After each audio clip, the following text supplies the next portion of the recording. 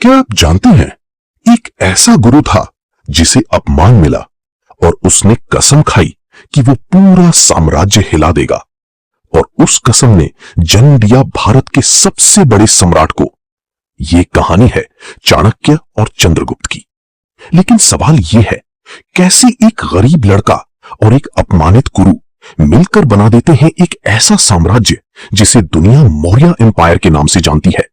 चलिए शुरू करते हैं उस समय से जब भारत छोटे छोटे राज्यों में बटा हुआ था और उन सब पर राज करता था नंदा वंश।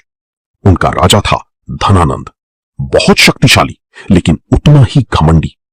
एक दिन चाणक्य उसके दरबार में आता है, एक बुद्धिमान ब्राह्मण, तीखी आंखें और शब्द जिनके अंदर आग थी। लेकिन धनानंद उसका अपमान करता है, सबके सामने उसे नीचा दिखाता है, और वही एक ऐतिहासिक पल बन जाता है। चाणक्य के अंदर आग लग जाती है। उसने कसम खाई, जब तक मैं इस वंश को मिटा नहीं देता तब तक अपनी शिखा नहीं बांधूंगा। ये सिर्फ गुस्सा नहीं था, ये एक प्लान की शुरुआत थी। अब सवाल था, कौन होगा उसका हथियार? तब उसकी नजर पड़ती है एक छोटे लड़के पर, चंद्रगुप्त। एक गरीब परिवार से, लेकिन आंखों में सपने और अंदर एक अलग ही कॉन्फिडेंस। चाणक्य समझ गया, यही है वो लड़का। उसने चंद्रगुप्त को अपने साथ लिया और शुरू हुई ट्रेनिंग।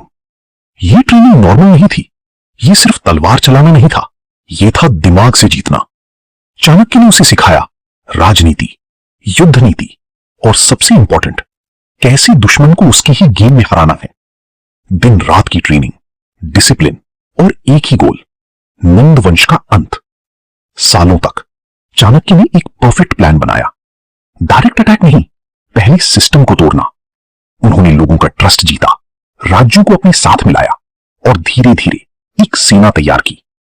चंद्रगुप्त अब बदल चुका था, वो सिर्फ एक लड़का नहीं रहा, वो बन चुका था एक लीडर। फिर आया फाइनल मोमेंट, नंद वंश के खिलाफ युद्ध।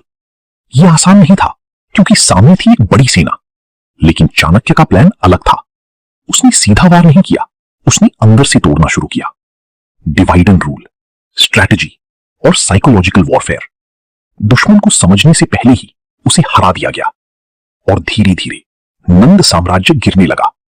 अंत में चंद्रगुप्त ने धनानंद को हरा दिया, और यहीं से शुरू हुआ मौर्य एम्पायर, एक ऐसा साम्राज्य जो भारत के इतिहास का सबसे पावरफुल एम्पायर बना। लेकिन कहानी यहीं खत्म नहीं होती। असली पावर थी चाणक्य का दिमाग। उसने चंद्रगुप्त को सिर्फ राजा नहीं बनाया, उसने उसे एक परफेक्ट रूलर बनाया। उसने अर्थशास्त्र लिखा जिसमें राजनीति के सबसे बड़े सीक्रेट्स थे। कैसे राज्य चलाना है, कैसे दुश्मन से डील करना है, कैसे पावर मेंटेन करनी है। आज भी बिजनेस और पॉलिटिक्स में चाणक्य की स्ट्रैटेजीज यूज होती हैं। लेकिन यहां एक और गहरा सवाल है, क्या चाणक्य सिर्फ बदला लेना चाहता था या वो भारत को एक स्ट्रॉन्ग राष्ट्र बनाना चाहता था? कुछ लोग कहते हैं यह सिर्फ रिवेंज स्टोरी थी, लेकिन कुछ लोग मानते हैं ये एक विजन था, एक यूनाइटेड भारत का विजन।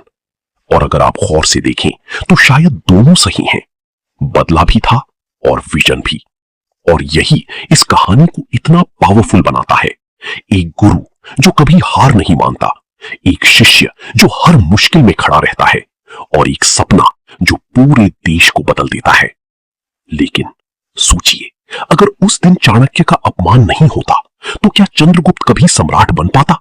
क्या मौर्य एम्पायर कभी बनता?